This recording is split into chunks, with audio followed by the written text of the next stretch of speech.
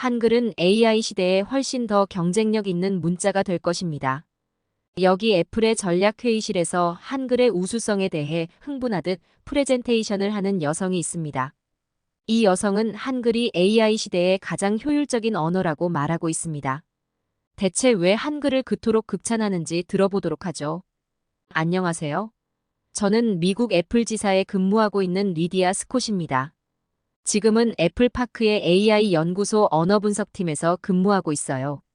미국 젊은이들이 가장 일하고 싶어 하는 곳이 애플과 구글일 거예요. 저는 애플에서 근무하고 있으니 성공을 이룬 거나 다름없었죠. 저는 돌이 되기 전부터 말을 시작했다고 해요. 18개월엔 거의 모든 언어를 구사했으니 많은 사람들이 언어 천재라는 말을 할 정도였답니다. 언어를 배우는 건 저에게 너무나 재미있는 일이었어요. 불어, 독일어 등 닥치는 대로 언어를 배우기 시작했죠. 새로운 언어를 익히면서 그 나라의 문화와 새로움을 발견하는 건 저에게 정말 큰 의미가 있었답니다.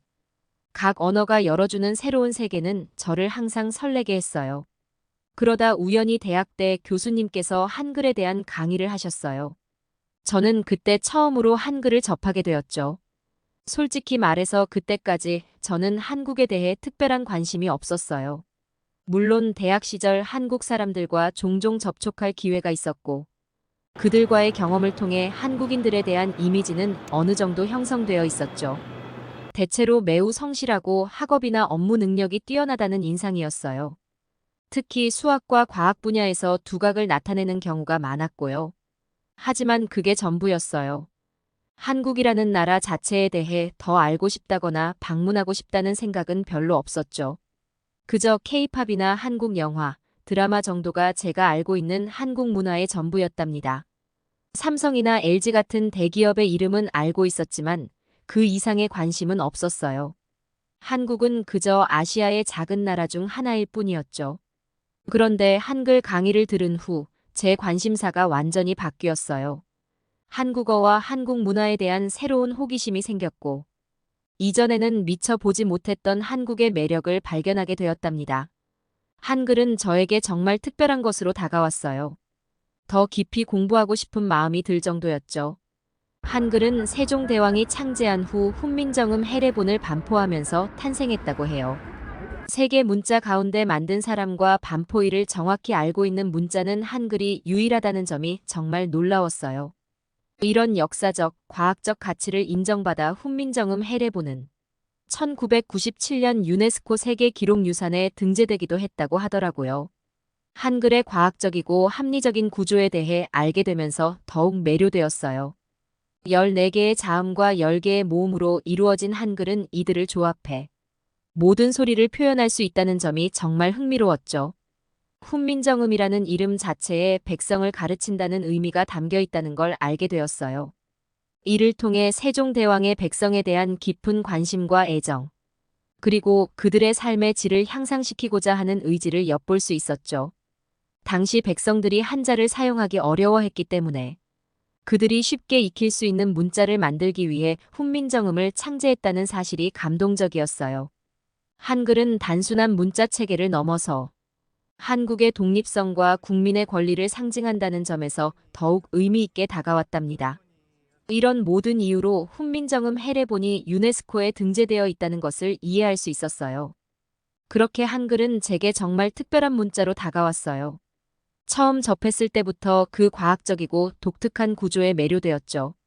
그래서 자연스럽게 한국어 공부를 시작하게 되었어요.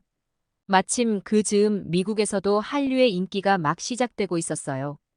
K-팝이 유튜브를 통해 퍼지기 시작했고, 한국 드라마도 넷플릭스 같은 스트리밍 서비스를 통해 쉽게 접할 수 있게 되었죠. 저도 다른 대학생들과 마찬가지로 이런 한류 콘텐츠에 푹 빠졌어요. BTS의 노래를 들으며 한국어 발음을 연습하고, 태양의 후예 같은 드라마를 보며 한국 문화를 이해하려고 노력했죠. 한국어 수업을 들으면서 친구들도 사귀게 되었어요. 그들과 함께 한국 음식점에 가서 김치찌개도 먹어보고 노래방에 가서 K-팝도 불러보고 정말 즐거운 경험이었죠. 한국 문화에 대한 이해가 깊어질수록 한국어 실력도 늘어갔어요. 대학을 졸업하고 애플에 취직하면서 생활이 많이 바빠졌어요. 업무에 적응하느라 한동안 한국어 공부나 한류 콘텐츠를 즐길 시간이 없었죠. 그래도 회사 근처 한국 식당에서 종종 점심을 먹으며 한국에 대한 그리움을 달랬어요. 특히 된장찌개와 비빔밥은 제 단골 메뉴였죠. 바쁜 일상 속에서도 한국에 대한 애정은 여전히 제 안에 자리 잡고 있었어요. 비록 예전처럼 적극적으로 한국 문화를 접하지는 못했지만 가끔 한국 영화를 보거나 K-팝을 들으면서 옛 추억을 떠올리곤 했죠. 그리고 언젠가는 꼭 한국을 방문해보고 싶다는 꿈도 갖게 되었어요. 그리고 시간이 지나 AI 시대를 맞이하게 되었습니다. 제가 애플에서 일하면서 느낀 점은 스마트폰 시장이 정말 빠르게 변화하고 있다는 거예요. 소비자들의 눈높이가 높아져서 단순히 하드웨어를 업그레이드하는 것만으로는 부족하더라고요. 이제는 더 똑똑하고 개인에게 맞춤화된 경험을 원하시는 것 같아요. 그래서 애플에서는 AI 기술에 주목하고 있어요. AI야말로 이런 소비자 요구에 딱 맞는 해답이라고 생각하거든요. AI를 통해 스마트폰 사용을 더욱 개인화하고 사용자의 취향과 습관을 학습해서 예측 서비스를 제공할 수 있거든요. 음성 인식, 이미지 분석, 자연어 처리 같은 기능들로 사용자 인터페이스도 혁신적으로 바꿀 수 있고요. 특히 우리 애플은 애플 GPT라는 자체 AI를 개발해서 AI 스마트폰 시장에 본격적으로 뛰어들고 있어요. 저희가 중점을 두는 건 사용자의 언어를 정확히 이해하고 자연스럽게 대화할 수 있는 인터페이스를 만드는 거예요. 이렇게 되면 사용자분들이 텍스트는 물론이고 음성으로도 스마트폰과 쉽게 소통할 수 있고 복잡한 작업도 간단하게 처리할 수 있게 되죠. AI 스마트폰 시장에서는 현재 우리 애플과 삼성의 경쟁이 치열해지고 있어요. 두 회사의 접근 방식이 꽤 다르다는 게 흥미롭더라고요. 삼성은 AI 기술을 최대한 많은 사용자들에게 경험시키려는 전략을 취하고 있어요. 곧 나올 갤럭시 퀀텀5부터 보급형 A 시리즈, 심지어 이전 플래그십 모델인 S21, S22까지 서클2 서치 기능을 지원한다고 하더라고요. 화면에 원을 그리기만 하면 이미지 검색이 가능한 편리한 AI 서비스죠. 삼성이 올해 안에 2억 대의 갤럭시 AI 탑재 기기를 목표로 하고 있다니 정말 야심찬 계획이에요. 반면에 우리 애플은 조금 다른 접근을 하고 있어요. 우리는 AI 기능을 최고 사양의 제품에만 제공하는 전략을 선택했거든요. 곧 공개될 아이폰 16 시리즈와 아이폰 15 프로, 프로맥스 모델에서만 애플 인텔리전스 기능을 지원할 예정이에요. 이런 전략의 배경에는 고성능 하드웨어에 최적화된 AI 서비스를 제공함으로써 프리미엄 이미지를 더욱 강화하려는 의도가 있어요. 또 AI 서비스를 유료화할 가능성도 검토 중이기도 합니다. 이를 통해 사용자들에게 더욱 특별한 가치를 제공하려는 거죠. 최근 AI 분야에서 삼성이 빠르게 발전하고 있다는 점이 조금 우려되는 게 사실이에요. 특히 세계 최초의 AI 스마트폰이라 불리는 갤럭시 S24의 갤럭시 AI 기능이 눈에 띄더라고요. 최근 삼성전자가 발표한 내용을 보면 업데이트를 통해 갤럭시 AI의 지원 언어를 16개로 확대한다고 해요. 기존 13개 언어의 아랍어, 인도네시아어, 러시아어 3개 언어가 추가되는 거죠. 게다가 호주 영어, 홍콩 중국어, 캐나다 프랑스어 같은 파생어도 지원할 예정이라고 합니다. 이렇게 되면 사용자들이 실시간 통역이나 채팅 어시스트 같은 기능을 더 많은 언어로 이용할 수 있게 되는 거예요. 언어의 장벽을 허무는 커뮤니케이션 기능이 더욱 강화되는 셈이죠. 삼성은 여기서 그치지 않고 연내에 스웨덴어, 네덜란드어, 루마니아어, 튀르키예어 등을 추가로 지원할 계획이라고 해요.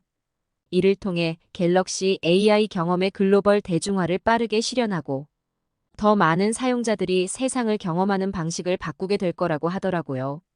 우리 애플이 지금까지 앞서왔지만 AI 분야에서는 삼성에 뒤처질 수 있다는 생각이 들었어요. 저는 우리 애플의 AI 전략에 대해 약간의 우려가 있어요. 특히 언어 지원 부분에서요.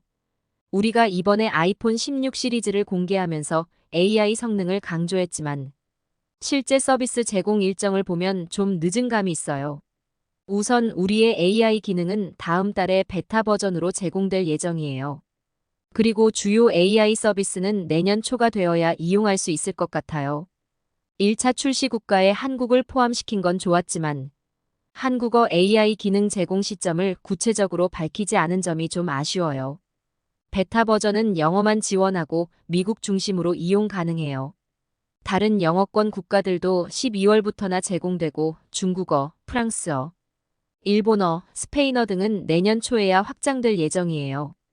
결국 아이폰 16 시리즈 출시 후 3개월이나 지나서야 전 세계에서 애플 AI를 이용할 수 있게 되는 거죠. 초기 애플의 AI 기능에서 한국어 서비스를 제외한다고 발표했습니다. 아직 AI 전략에서 한국어 서비스의 중요성을 간과하고 있는 거죠. K-팝, K-드라마, K-예능 등 한국 콘텐츠의 글로벌 인기가 대단하잖아요. 이런 K 콘텐츠의 성공은 한국어의 위상을 완전히 바꿔놓았어요. 이제 한국어는 단순한 지역 언어가 아니라 전 세계적으로 주목받는 언어가 된 거죠. 특히 AI 개발 분야에서도 한국어의 중요성이 커지고 있어요.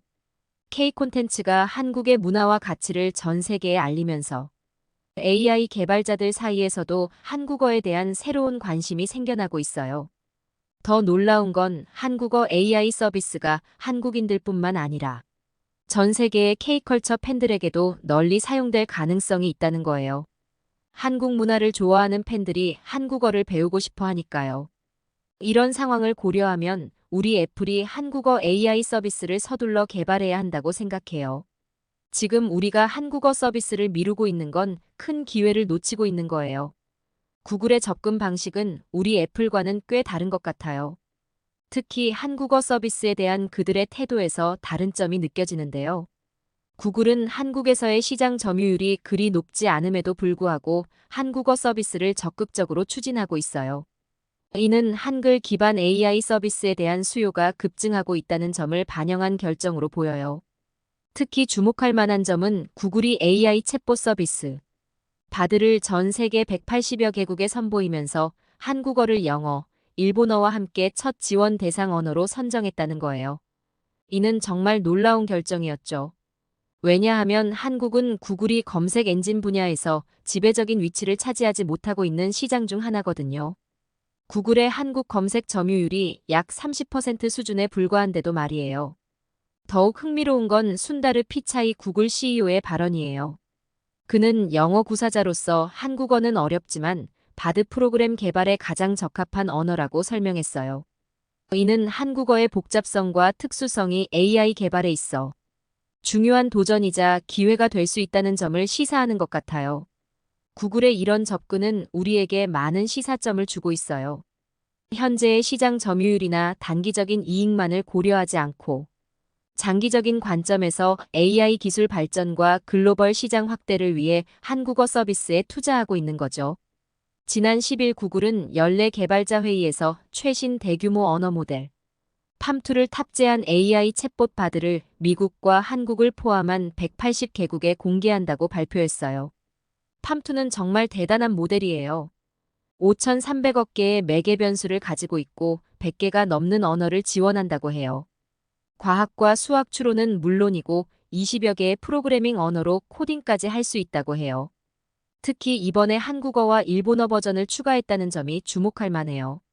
순다르 피차이 CEO가 예시로 든 내용이 인상적이에요.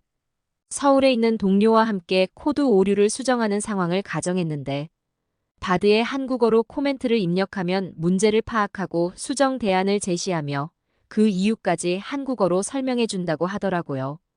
구글의 한국어 AI 서비스 진출에 대응해 한국 기업들도 해외 시장에서의 주도권을 지키기 위해 적극적으로 나서고 있어요. 특히 한국어 기반 데이터를 활용한 AI 개발에 총력을 기울이고 있죠.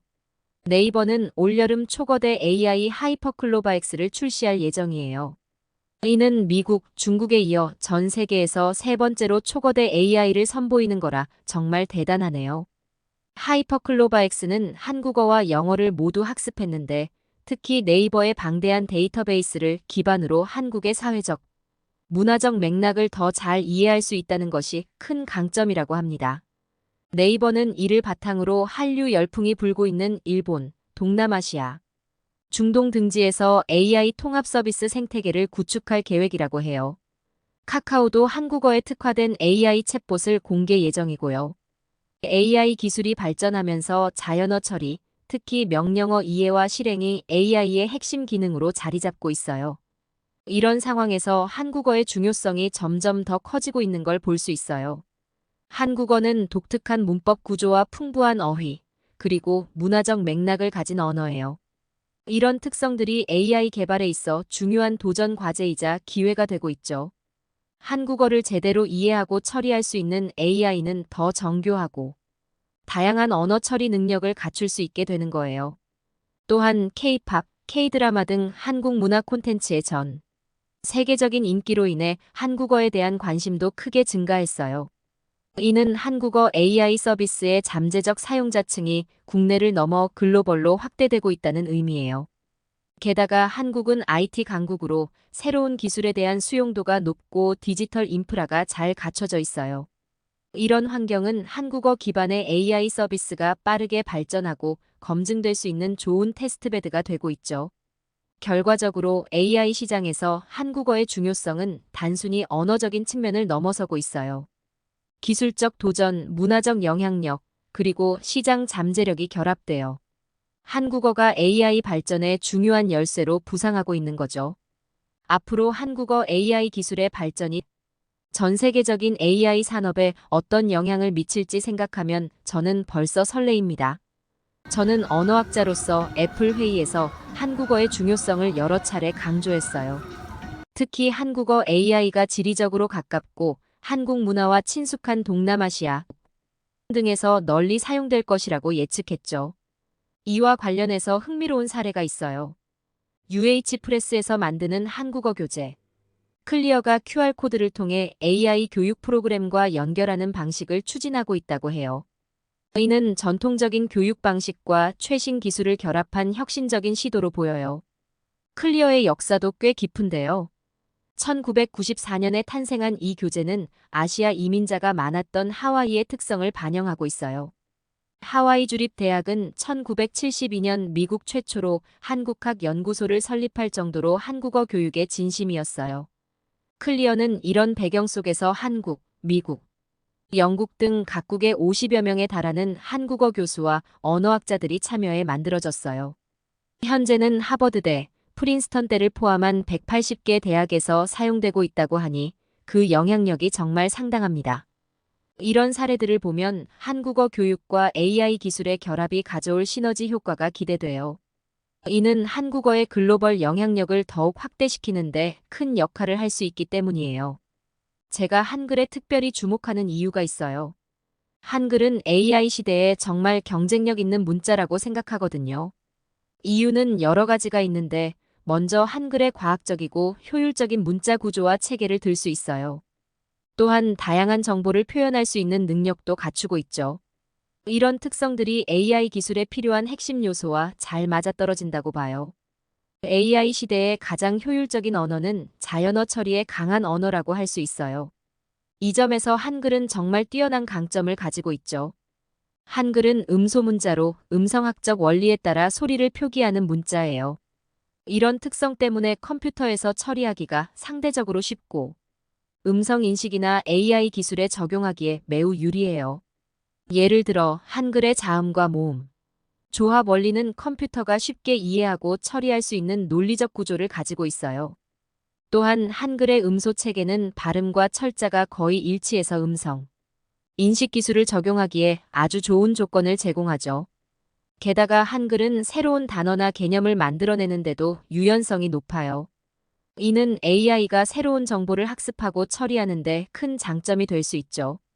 이런 특성들을 고려하면 한글은 앞으로 AI 기술이 발전하면서 그 가치가 더욱 빛을 발할 것 같아요. 현재 한국어 AI 개발에서 가장 큰 걸림돌은 텍스트 자료의 부족이에요. 이는 AI 전문가들과 기업, 서비스 개발자들이 오랫동안 해결하려고 노력해온 과제죠. 생성형 AI의 성능은 해당 언어와 문자를 얼마나 정교하게 학습하고 분석했는지, 그리고 얼마나 방대한 데이터베이스를 구축했는지에 달려 있거든요. 예를 들어 챗GPT가 처음 출시됐을 때 한국어로 질문하면 부정확하거나 어색한 답변을 내놓았던 것도 결국 한국어 데이터가 부족했기 때문이에요. 실제로 글로벌 인터넷상에서 한국어로 된 데이터는 전체의 0.6% 정도에 불과해요. 특히 고급 지식이나 전문적인 내용으로 갈수록 한국어 데이터를 찾기가 더 어려워져요. 이런 상황 때문에 우수한 기술력을 가진 한국의 기업들이 한국어 전용 거대 언어 모델을 개발해도 학습량이 충분치 못한 경우가 많아요. 결과적으로 글로벌 빅테크 기업들과의 AI 경쟁에서 불리한 위치에 놓일 수밖에 없는 거죠. 한국어 데이터의 양적, 질적 확보만 이루어진다면 한국어의 발전 가능성은 무궁무진할 거라고 생각합니다. 저는 한글의 중요성과 한국어가 세계적으로 차지하고 있는 위치를 고려해 애플 전략회의에서 이에 대한 잠재적 영향을 상세히 설명했어요. 한국어 AI 기술이 가져올 수 있는 혁신과 기회에 대해 열정적으로 이야기했죠. 일부 팀원들은 제 의견에 동의하며 이 기술을 상용화하면 언어 장벽을 획기적으로 낮출 수 있을 거라고 호응했어요. 저는 우리 애플이 이 분야에서 주도권을 가지고 시작해야 한다고 거듭 강조했죠. 특히 한국어 AI 서비스 출시를 미루면 단기적으로 시장 점유율을 잃을 수 있다는 점도 지적했어요. 하지만 안타깝게도 몇몇 고위 임원들은 한국어 서비스에 대해 회의적인 입장을 보였어요. 그들은 시장 규모나 투자 대비 수익성 등을 우려했죠. 결국 한국어 서비스는 잠정적으로 보류되는 결정이 내려졌어요. 이 결정을 들었을 때 저는 정말 실망스러웠어요. 애플이 늘 혁신을 주도하고 세계를 선도해 나간다고 하면서 이렇게 중요한 기회 앞에서 보수적인 입장을 취하는 것이 이해되지 않았거든요. 특히 한국의 IT 기술력과 글로벌 문화적 영향력을 고려하면 이는 큰 기회를 놓치는 것 같아 안타까웠어요. 그때 문득 스티브 잡스가 떠올랐어요. 만약 그가 아직 우리와 함께 있었다면 이런 결정에 어떤 입장을 보였을까? 아마도 그는 한국어 AI 서비스의 잠재력을 알아보고 과감하게 투자를 결정했을 것 같아요. 잡스는 항상 미래를 내다보고 혁신적인 결정을 내리는 것으로 유명했잖아요. 이런 생각들로 인해 저의 아쉬움은 더 커졌어요. 우리가 놓치고 있는 기회의 크기가 얼마나 될지, 그리고 이 결정이 앞으로 애플의 글로벌 전략에 어떤 영향을 미칠지 걱정되더라고요. 그래도 저는 절대 포기하지 않았습니다. 프레젠테이션을 열고 한국어 AI 서비스의 중요성을 강조하고 애플이 이 분야에서 선도적인 역할을 할 수 있도록 노력했어요. 또한 한국의 글로벌 영향력에 대해서도 더 깊이 알아보려고 했습니다. 한국이 아시아뿐만 아니라 미국, 유럽, 심지어 아프리카까지 문화적, 경제적으로 영향을 미치고 있다는 점이 정말 흥미롭죠. 한국 문화의 세계적 인기가 어떻게 형성되었는지, 그리고 이것이 기술 산업에 어떤 영향을 미치고 있는지 직접 조사를 했습니다. 이런 노력들을 통해 얻은 인사이트를 바탕으로 우리 애플의 경영진들에게 한국어 AI 서비스의 잠재력과 중요성을 더욱 설득력 있게 제시했습니다. 제가 보고 듣고 느낀 한국의 혁신성을 생생하게 전달했죠. 결국은 경영진들의 마음을 움직여 한국어의 중요성을 알게 되었습니다. 그 결과 애플은 9월 19일에 드디어 한국어도 AI 서비스의 언어에 한국어를 공식적으로 지원하기로 결정했습니다.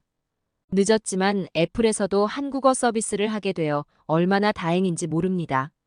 앞으로도 계속해서 한국어 AI 서비스의 중요성을 강조하고 애플이 이 분야에서 선도적인 역할을 할 수 있도록 최선을 다해 노력할 거예요. 더 나아가 저는 직접 한국에 가볼 계획을 세우고 있어요. 한국이 어떻게 이렇게 빠르게 선진국 반열에 올랐는지 그 비결을 직접 눈으로 확인하고 싶거든요. 특히 한국의 IT 인프라와 AI 기술 발전 현황을 자세히 살펴볼 생각이에요. 한국어 AI 서비스 분야에서도 선도적인 위치를 차지하게 되길 간절히 희망합니다. 그렇게 되면 우리는 진정한 의미의 글로벌 AI 리더로 자리매김할 수 있을 거예요. 이것이 단순히 비즈니스적 성공을 넘어 전 세계의 언어 장벽을 허물고 더 나은 소통과 이해를 가능케 하는 혁신이 될 거라고 확신해요. 또한 AI 시장에서 한글이 중요한 문자가 될 거라고 확신합니다. 한글이 AI 문자로 자리 잡아 새로운 역사를 쓰는 그날까지 저의 열정과 노력은 계속될 거예요. 이상 리디아 씨의 사연을 들어봤습니다. 애플이 새로운 신상품을 출시할 때 한국어를 배제하는 경우가 있었는데 그 이유에 대해 리디아 씨의 이야기를 듣고 알게 되었습니다. 리디아 씨 앞으로를 항상 응원합니다. 구글이 유일하게 포기한 나라가 한국이라고요? 여기 하버드의 강연장에서 구글 출신 교수님의 강의가 진행되고 있습니다. 구글이 전 세계를 점유하고 있지만 유일하게 한국에서 힘을 쓰지 못하고 있다는 말에 하버드 학생들은 말도 안 된다는 표정을 짓고 있습니다. 과연 무슨 사연인지 들어보죠. 안녕하세요. 저는 미국에 사는 에블린이라고 합니다. 하버드 대학교 컴퓨터 공학과에 다니고 있어요. 하버드 강연장에서 구글과 관련된 내용 중 한국의 위상과 기술에 대해 알게 된 사건이 있어서 이렇게 사연을 제보하게 되었습니다. 저희 할아버지는 1980년대에 미국에서 자동차 부품 제조업을 하셨어요. 그 시기 할아버지는 일본으로 건너가 일본의 제조업 기술을 많이 배워오셨어요. 1년에 2, 3개월은 항상 일본 기업으로 가서 배워오셨다고 했어요. 당시 일본 기업들의 혁신적인 기술과 품질에 감탄하셨어요. 일본의 자동차와 전자제품은 미국보다 앞서 나간다고 하셨죠. 그 후로 할아버지는 일본에 대해 얘기하실 때마다 눈이 반짝이시며 최고의 기업이라고 하셨어요. 그 당시 일본은 정말 잘 나가는 국가였어요. 세계 2위의 경제대국으로 전 세계에서 일본 제품들이 인기 있었죠. 1985년쯤에는 엔화 가치가 크게 올랐대요. 플라자 합의라고 하던데 그때부터 일본 기업들이 해외에서 자산을 많이 사들이기 시작했고 할아버지는 이걸 보고 일본의 경제력이 전 세계로 뻗어나가는 걸 실감하셨대요. 할아버지께서는 일본 사람들의 높은 소득 수준에 대해서도 자주 언급하셨어요. 할아버지의 영향으로 저는 자연스럽게 일본을 항상 잘 사는 나라, 선진국의 표본으로 생각하며 자랐어요. 그래서인지 하버드 대학에 입학했을 때 세계 각국에서 온 뛰어난 학생들 사이에서도 저는 특히 일본 친구들에게 끌렸죠. 하버드의 캠퍼스는 정말 다양한 배경을 가진 천재들로 가득했어요. 수업에서 만난 친구들, 기숙사 룸메이트, 동아리 활동을 하며 알게 된 사람들. 모두가 자신만의 특별한 재능과 이야기를 가지고 있었죠. 그 중에서도 일본에서 온 친구들과 자연스럽게 가까워지게 되었어요. 아마도 어릴 때부터 들어온 일본에 대한 이야기들이 무의식 중에 영향을 미쳤나 봐요. 특히 제가 일본 문학, 그 중에서도 현대 소설에 푹 빠져 있다는 걸 알게 된 일본 친구들은 더욱 흥미로워했어요. 저는 히가시노 게이고의 열렬한 팬이에요. 광이라고 할 정도로 그의 모든 작품을 섭렵했죠. 용의자 X의 헌신, 백야행, 나미야 자파점의 기적 등 히가시노의 작품들은 제게 일본 문화와 사회를 들여다보는 창문 역할을 해줬어요. 일본 친구들과 함께 도서관이나 카페에 모여 앉아 무라카미 하루키의 초현실주의적 세계관이나 요시모토 바나나이, 섬세한 감성에 대해 토론하던 시간들이 아직도 생생해요. 때로는 밤새도록 이야기를 나누며 일본 문학의 깊이와 아름다움에 푹 빠져들곤 했죠. 하버드 캠퍼스에 한류의 바람이 불기 시작하면서 주변 분위기가 조금씩 바뀌어 갔어요. 친구들 사이에서 K-팝, 특히 방탄소년단의 인기가 눈에 띄게 올라갔죠. 휴대폰도 애플 아이폰 1색이던 캠퍼스에 삼성 갤럭시를 사용하는 학생들이 늘어났어요. 이런 변화를 보며 저도 자연스럽게 한국에 관심을 갖게 되었습니다. 한국에 대해 더 알고 싶어서 일본 친구 유키에게 물어봤어요. 지리적으로 가까운 두 나라니까 유키가 많이 알고 있을 거라 생각했거든요. 하지만 의외로 유키의 반응은 냉담했어요. 한국이 일본 문화를 모방했다느니, 다케시마를 불법 점령했다느니 하는 이야기들이었죠. 심지어 K-팝 가수들의 성공도 일본 아이돌 문화를 그대로 가져와서 만든 결과라고 주장하더라고요. 유키의 이야기를 들으며 좀 당황스러웠어요. 미국에서 급부상하는 한국의 이미지와 유키가 말하는 한국의 모습 사이에 큰 간극이 있었거든요. 이런 복잡한 역사와 관계에 대해 더 깊이 알아보고 싶다는 생각도 들었지만 곧 학업에 집중해야 할 시기가 왔어요. 특히 제가 속한 컴퓨터 공학과가 큰 변화의 시기를 맞이했거든요. 최근에 우리 학과에는 굉장히 많은 변화가 있었습니다. 그냥 조금 바뀐 게 아니라 완전히 뒤집어졌다고 해도 과언이 아니에요. AI가 일상생활에 쏙 들어오면서 실제 배우는 과목들이 싹 바뀌었어요. 예를 들어 이전에는 데이터의 구조와 알고리즘 같은 과목이 줄을 이뤘어요. 하지만 이제는 AI 윤리나 AI 명령어 학습 같은 과목들로 구성되었고요. 심지어 AI와 창의적 글쓰기라는 과목까지 생겼어요. 컴퓨터로 소설을 쓰고 시를 쓰는 세상까지 온 거죠. 이렇게 AI가 중요해지면서 우리 학생들 사이에선 가장 큰 관심사는 바로 AI의 미래에 관한 것이에요. 솔직히 너무 빠르게 진화하는 AI를 보면서 인간을 뛰어넘을까 두렵기도 해요. 인간과 AI가 협력해서 더 멋진 세상을 만들어낼 것 같아 기대가 되기도 하고요. 그런데 이러한 질문들을 던지다 보면 자연스럽게 한 나라에 대한 이야기가 나오게 되는데요. 그곳은 바로 한국이에요. 왜 하필 한국이냐고요? 한국이 AI 기술에서 앞서 나가고 있는 선두주자이기 때문이에요. 특히 강의 중에 교수님들께서는 한국 얘기를 자주 하세요. 한국의 AI는 눈에 보이는 것보다도 세계 최고의 수준으로 앞서 나가 있고 앞으로는 더욱 막강해질 거라고 하세요. 처음엔 과장인가 했는데 최근 강연을 듣고 한국의 AI에 대해 정확히 파악하게 되었어요. 그 강연은 조셉 교수님이 강의를 하시는데 지금 그 인기는 하버드에서 폭발적이에요.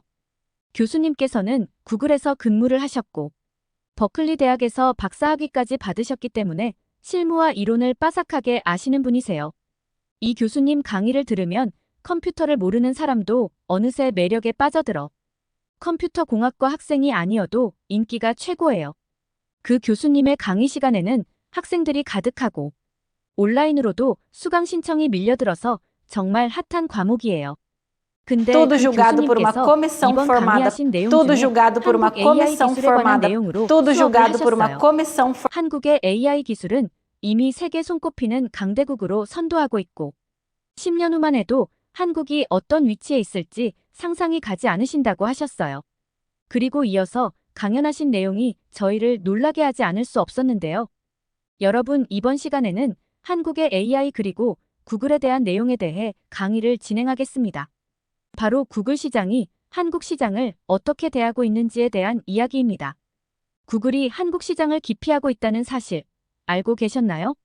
제가 구글에서 일해본 경험으로 한국의 시장은 굉장히 독특하고 특수한 경우로 구글에서조차 짐작하지 못했어요. 제가 그 이유를 말씀드리겠습니다. 최근 구글은 최신 AI 기능인 AI 오버뷰를 신규 출시했습니다.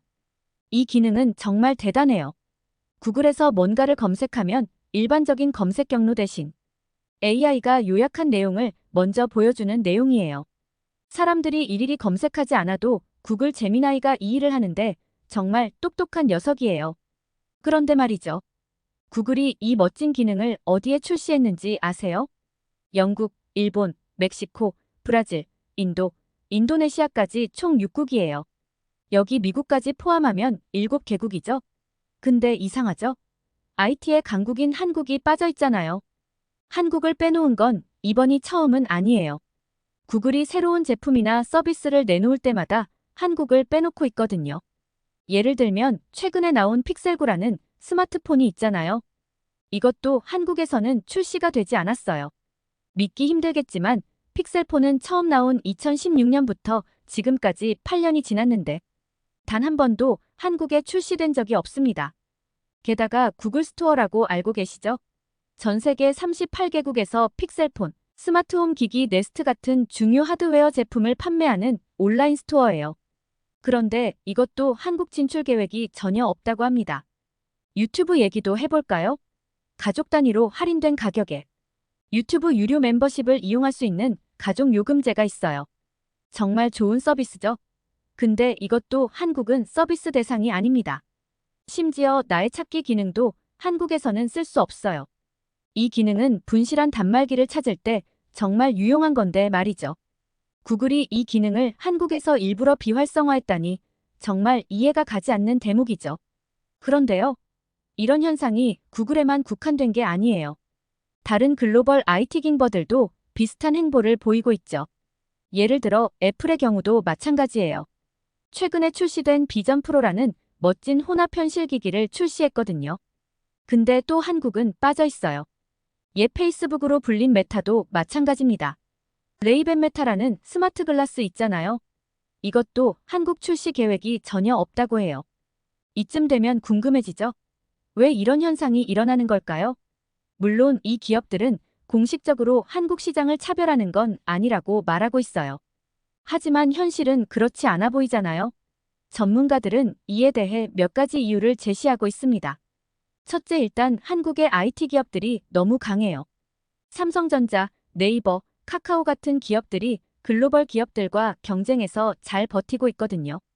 구글은 초창기부터 한국 시장을 점령하려고 했죠. 하지만 왜 유독 성장하지 못했을까요? 전문가들은 해외 기업들이 성장하기 두려운 나라로 손꼽히고 있어요.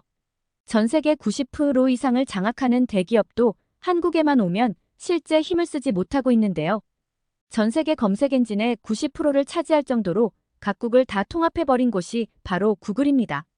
구글이 유독 정복하지 못한 나라가 두 곳이 있어요. 그곳이 바로 중국과 한국입니다. 중국은 아시다시피 완전 폐쇄적이에요. 강제로 구글이 막혀 있어서 접속할 수 있는 방법이 없죠. 하지만 한국은 어떤가요? 완벽하게 개방되어 있어요. 그런데도 속수무책으로 한국에서는 힘을 쓰지 못하고 있다는 게 신기하죠? 그 이유를 지금부터 설명해 드리겠습니다. 바로 한국 시장의 특수성에 대해 이야기해 볼 건데요. 왜 글로벌 기업들이 한국 시장에서 고전하는지 그 이유를 함께 파헤쳐 보도록 하죠. 먼저 한국의 IT 기업들이 얼마나 막강한 파워를 갖고 있는지에 대해서입니다.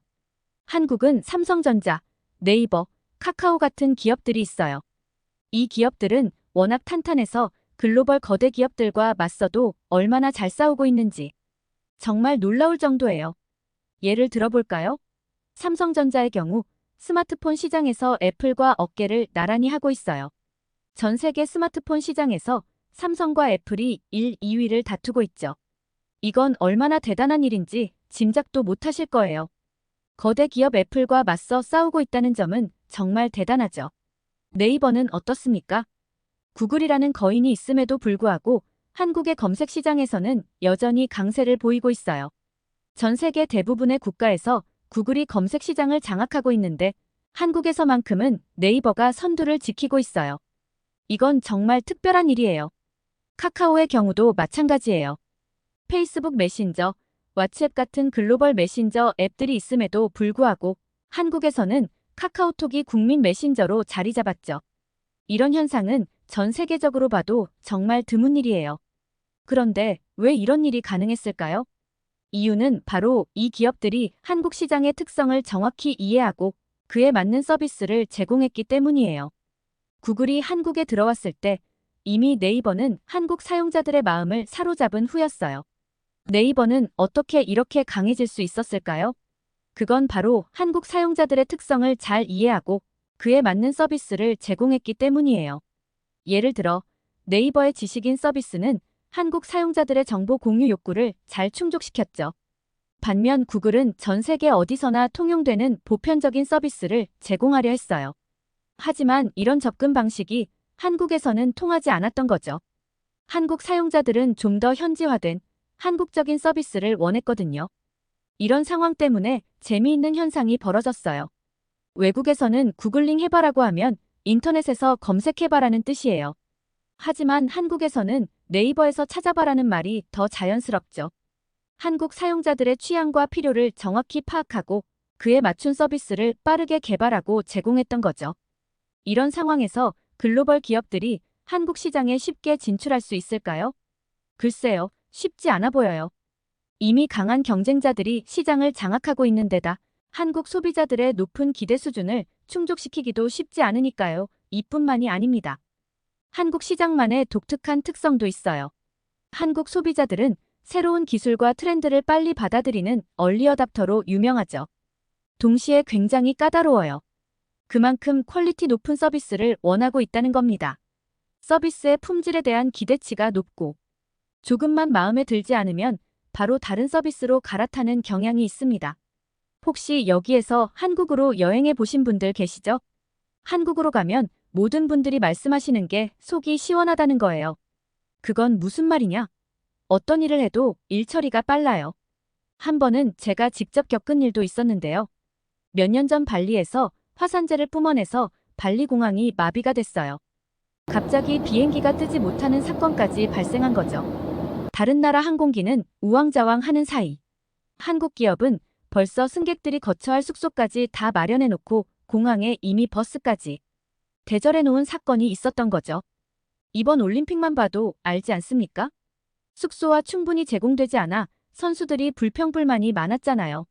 한국은 바로 도시락 서비스를 실시해서 선수들의 영양을 충분히 다 공급해주고 거기에 버스까지 단 하루 만에 모두 일어난 일이어서 전 세계인을 놀라게 했죠. 한국인들은 정확하고 신속해야 하고 IT에서도 이미 편리함을 맛보고 있기 때문에 더욱 세분화된 서비스를 필요로 하고 있습니다. 이러한 특성 때문에 글로벌 기업들은 한국 시장에 진출할 때 굉장히 신중해질 수밖에 없죠. 충분한 준비 없이 진출했다가는 실패할 가능성이 높기 때문입니다. 다른 나라에서 통했던 전략이 한국에서는 전혀 통하지 않아요. 이런 한국인들의 니즈를 파악해서 서비스할 수 있는 곳은 한국의 IT 기업뿐이었죠. 한국은 워낙 기술력이 대단한 이유도 한국인들의 고급화된 서비스를 충족하기 위해 끊임없이 혁신하고 발전해왔죠. 그렇기 때문에 한국에서도 이미 발전되어 있고요. 카카오는 베트남, 태국, 싱가포르 같은 동남아에서도 카카오 어플리케이션으로 택시를 부를 수 있죠. 한국에서 쓰던 앱을 국외 현지 서비스와 연동시켜주면서 해외에서도 사용이 가능하게 했어요. 이런 세분화된 서비스를 제공하다 보니 솔직히 해외 기업을 사용할 필요성을 느끼지 못하는 거죠. 라고 설명하셨습니다. 구글과 같은 거대 기업도 한국 시장에서는 고전을 면치 못한다는 사실이 굉장히 흥미로웠거든요. 대체 한국이 어떤 나라이길래 이런 일이 가능한 건지 정말 궁금했죠. 다음엔 교수님께서 일본의 IT 상황에 대해 설명해 주셨는데 그 내용이 또 한 번 저를 놀라게 했어요. 교수님 말씀으로는 일본의 IT 산업이 총체적 난국이라고 하셨어요. 더 놀라운 건 한국 없인 아무것도 못한다고 운을 띄우신 거였죠. 이 말을 듣는 순간 저는 정말 큰 충격에 휩싸였어요. 왜냐하면 제 일본 친구 유키가 전에 해준 이야기와 완전히 달랐거든요. 유키는 한국이 일본보다 훨씬 상황이 안 좋다고 했었어요. 경제적으로나 기술적으로나 일본이 훨씬 앞서 있다고 자신 있게 말했었기 때문이에요. 교수님께서는 먼저 일본의 IT 인재 부족 상황이 얼마나 심각한지 아시나요? 일본 경제산업성의 보고서를 보면 정말 놀랍습니다.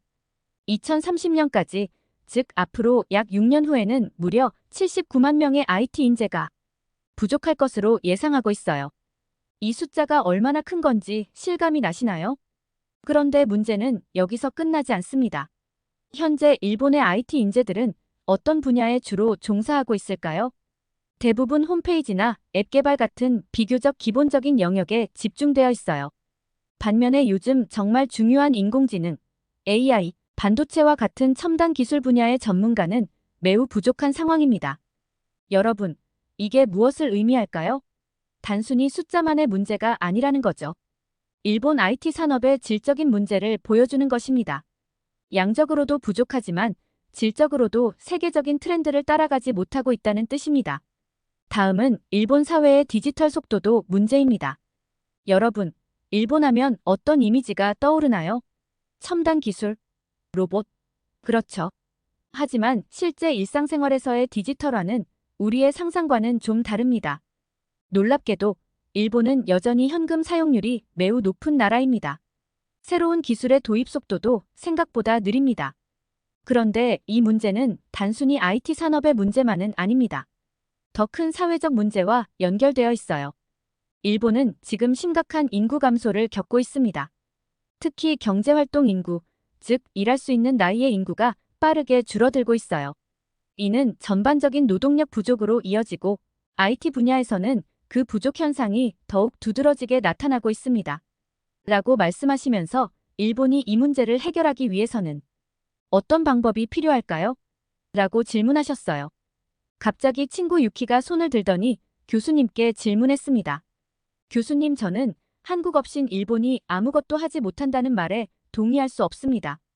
일본은 AI의 싸움에 실질적으로 드러나고 있진 않지만 굉장히 많은 노력을 하고 있습니다.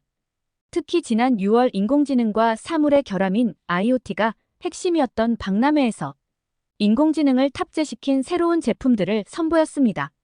홀로그램 기술은 첨단 기능을 탑재해 표정과 몸짓을 표현하는 높은 기술력을 보여줬습니다.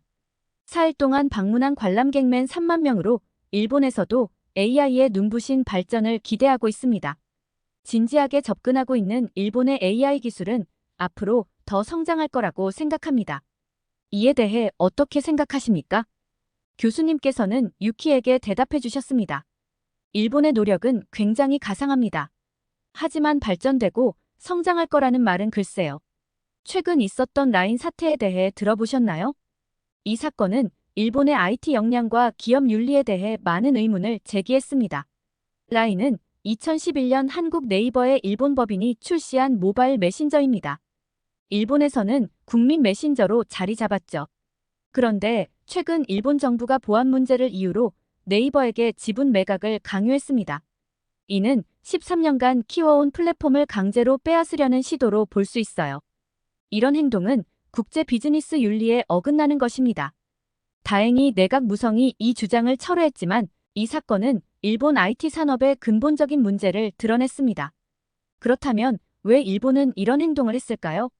그 이유는 IT 분야에서의 심각한 격차 때문입니다. 일본은 아직도 현금 위주의 거래를 선호하고 팩스와 도장 사용이 흔합니다. 코로나19 재난지원금 신청 과정에서도 이런 후진성이 드러났죠. 온라인 신청이 일반화된 한국과 달리 일본에서는 우편으로 신청서를 보내는 게 더 빨랐다고 합니다. 더 큰 문제는 IT 인재 부족입니다. 좀 전에 말씀드린 것과 같이 일본의 IT 인력은 양적으로는 120만 명에 달하지만 질적인 면에서 큰 문제가 있습니다. 이런 상황은 일본의 글로벌 IT 경쟁력을 크게 약화시키고 있습니다. 그들의 한국을 향한 조급한 행동은 이러한 열등감과 위기의식의 표현이라고 볼 수 있겠죠. 라고 대답하시며 강의를 이어나가셨어요. 그렇다고 구글이 한국 시장을 포기한 건 아니에요. 계속해서 다양한 시도를 하고 있어요. 예를 들어 한국어 서비스를 개선하고 한국 기업들과 협력도 하고 있죠. 하지만 아직까지는 네이버를 따라잡기 힘든 상황이에요. 아마도 한국은 이런 강점을 바탕으로 AI 기술 분야에서 세계를 더욱 선도할 것 같아요. 한국 기업들이 글로벌 시장에서 더 큰 영향력을 발휘할 수 있을 거예요. 예를 들어 삼성이나 LG 같은 기업들이 AI 기술을 접목한 새로운 제품들을 선보이면서 세계 시장을 주도할 수 있겠죠. 그렇다면 글로벌 기업들은 어떤 전략을 펼칠까요? 아마도 한국 기업들과의 협력을 더 적극적으로 모색할 것 같아요. 구글이나 페이스북 같은 기업들이 한국의 AI 기술력을 활용하기 위해 한국 기업들과 파트너십을 맺을 수도 있겠죠. 이런 협력이 새로운 혁신을 만들어낼 수 있을 거예요. 하지만 동시에 경쟁도 더 치열해질 거예요. 글로벌 기업들이 한국 시장의 특수성을 더 잘 이해하게 되면서 더 현지화된 서비스를 선보일 수 있거든요. 우리는 정말 흥미진진한 시대에 살고 있어요. 기술은 빠르게 발전하고 시장은 계속 변화하고 있죠. 이런 변화 속에서 한국이 어떤 역할을 하게 될지, 구글은 어떻게 대응할지 저는 참 기대됩니다. 글로벌 인재의 중심이 되어 있는 여러분께서도 새로운 기술에 관심을 가지고 글로벌 트렌드를 주시하면서 어쩌면 여러분이 다음 세대의 혁신을 이끌어갈 수도 있을 겁니다. 우리가 함께 살펴본 이 이야기는 끝이 아니라 새로운 시작이에요. 앞으로 어떤 놀라운 변화가 일어날지 함께 지켜보면 좋겠어요. 여러분의 미래가 AI와 함께 더욱 빛나길 바랍니다. 라고 강의를 마치셨어요. 강의가 끝난 후 강의실은 한국의 영향력에 대한 감탄으로 가득 찼습니다. 대부분의 학생들이 한국의 IT 역량과 글로벌 영향력에 대해 놀라움을 표현했지만 일본 친구 유카는 아무 말 없이 조용히 강의실을 나갔습니다. 이 강의는 제게 깊은 인상을 남겼습니다. 한국에 대해 새롭게 알게 된 사실들은 미래 AI 주도 시대에 대한 기대감을 불러일으켰습니다. 미국 친구들처럼 저도 한류에 더 큰 관심을 갖게 되었고 한국의 빠르고 정확한 목표 지향적 접근 방식에 감명받았습니다. 이를 통해 저 역시 한국과 함께 미래의 인재로 성장하고 싶다는 꿈을 품게 되었습니다. 한국의 놀라운 발전과 영향력을 알게 되면서 동시에 일본의 현 상황에 대해 씁쓸한 감정도 들었습니다. 과거의 번영에도 불구하고 현실에 안주하여 미래를 제대로 준비하지 못한 일본의 모습이 아쉬웠습니다. 이번 기회에 한국어를 배우고 한국 문화에 대해 더 깊이 알아가면서 일제강점기의 역사적 사실들도 알게 되었습니다. 라인 사태 때 왜 그렇게 일본이 도둑 농심보로 했는지 일본인들의 실제 모습도 알게 되었어요. 아직까지도 독도가 일본 땅이라고 우기는 일본인들에게도 정말 화가 났습니다. 앞으로 방학 때 한국을 직접 방문해 보고 싶습니다. 이를 통해 미래 기술의 중심지를 직접 경험하고 개인적으로도 한 걸음 더 성장할 수 있는 기회가 될 것 같아요. 한국 여행은 단순한 관광이 아닌 미래를 향한 여정의 시작이 될 것 같아 기대됩니다. 이상 에블린 씨의 사연을 들어봤습니다. 한국에 사는 저만 해도 구글보다는 네이버를 더 많이 사용하게 돼요. 아무래도 급변하는 한국의 시장을 빠르게 반영해서 인 것 같기도 합니다. 우리나라의 위상은 점점 더 올라가고 있음을 느낍니다. 이상 감동 포착이었습니다. 사연이 마음에 드셨다면 좋아요와 구독 부탁드립니다. 시청해주셔서 감사합니다.